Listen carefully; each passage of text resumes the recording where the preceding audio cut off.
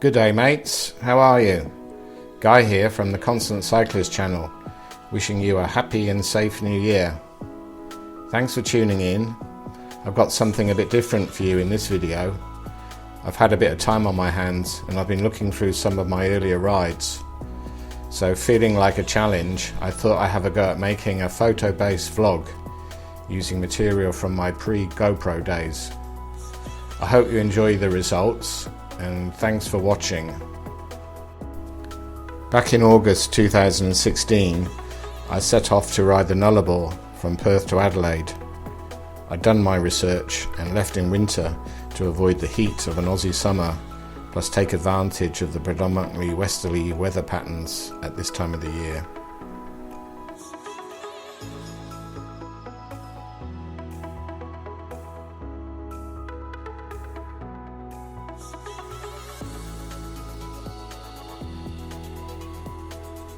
To reach the start of the Nullarbor, I rode southeast out of Perth, across the wheat belt, choosing quieter roads to Esperance.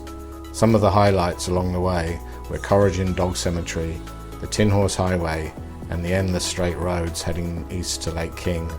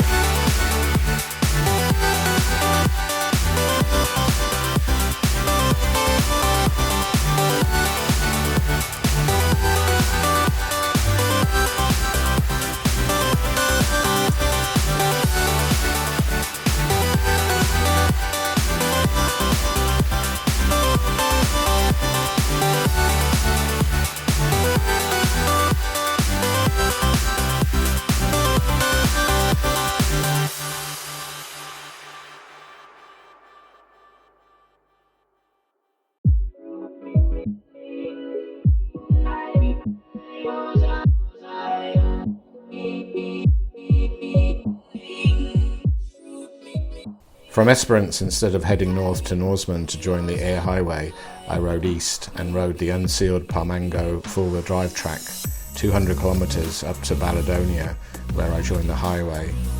From Perth it took me 7 hard days of riding to reach Esperance, and another 3 days to Baladonia.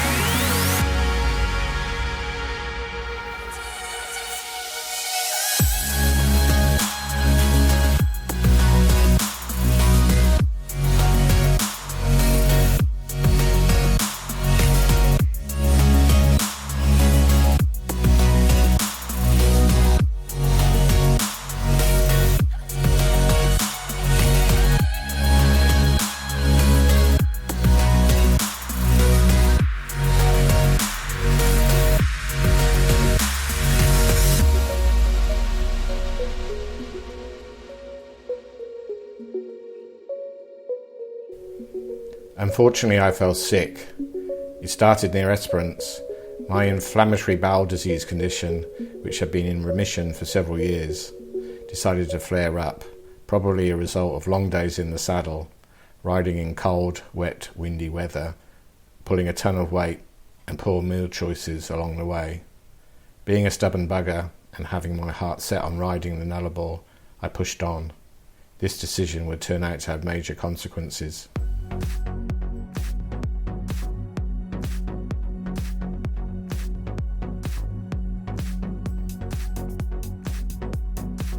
Located across the Nullarbor every 1 to 200 kilometres are a series of roadhouses offering fuel, food and accommodation, either in motel rooms or campgrounds.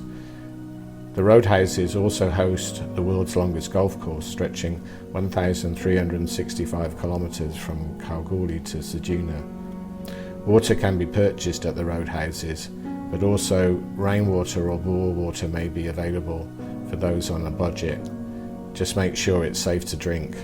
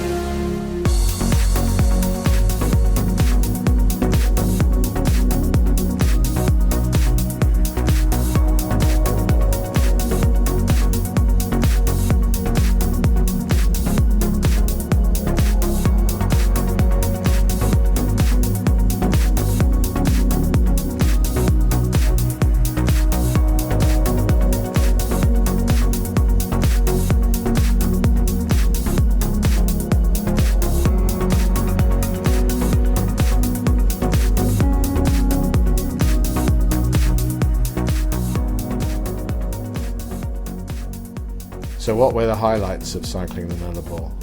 Well, apart from isolation and vast endless skies, there's an infinite number of wonderful bush camping spots to take in brilliant night skies.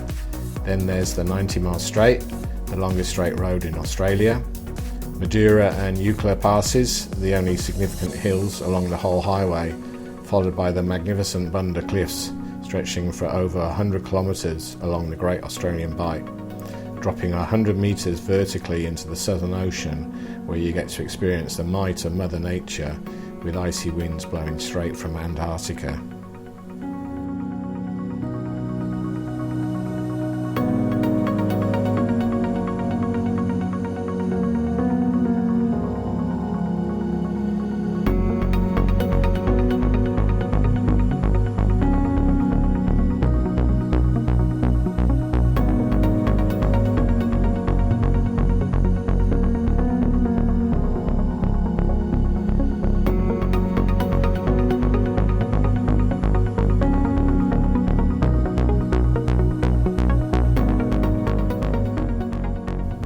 At the aptly named border village, the air highway crosses into South Australia.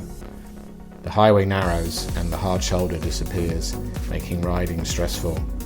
However, as compensation, the road becomes more scenic, with ocean views falling close to the Great Australian Bight and the Bunda Cliffs.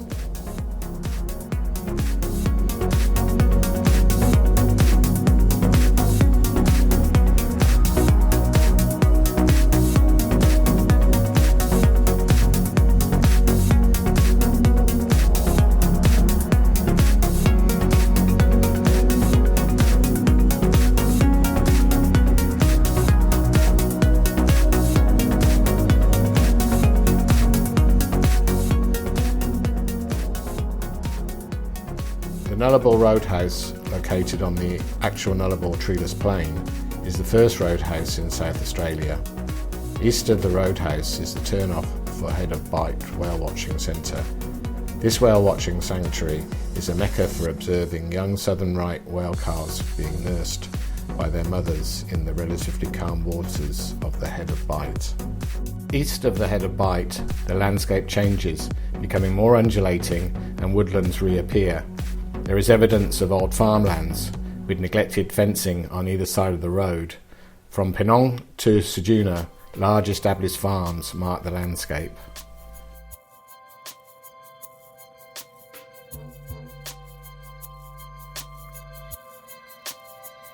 By now my illness had progressed significantly since leaving Esperance 2 weeks ago.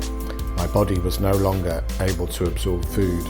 My legs had become swollen and puffy. Sejuna, the first town since leaving Esperance, had a hospital. I'd used up all my reserves to ensure I reached Sejuna. I was too sick to camp and checked into a luxury cabin for 4 nights. I was exhausted and needed medical attention. I said goodbye to bike and gear and was medevaced to Royal Adelaide Hospital on a Royal Flying Doctor service.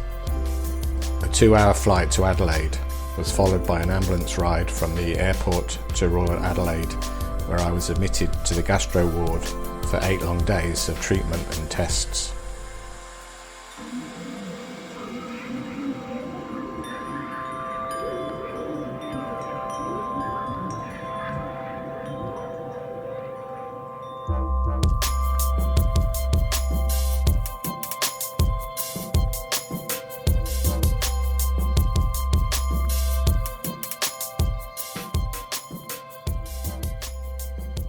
Having already booked a return flight to Perth months ago, leaving on the 28th of September, I was determined to be discharged in time. During my hospital stay, I'd arranged for a logistics company based in Sejuna to transport my bike and gear to Adelaide so we could fly back to Perth together. I was still incredibly weak when I flew home. I purchased 2 bike boxes at the airport, which Qantas staff helped me pack as I had no energy. Whilst waiting at the departure gate, the sky turned dark as a big storm rolled in. Mercifully, my midday flight to Perth was on schedule, and I watched from the plane as my bike boxes were stowed in the rain. That storm of the 28th of September 2016 made national headlines. Described as a once-in-a-50-year event, it caused statewide power outages as pylons were brought down and 850,000 people lost power, with the entire state plunged into darkness.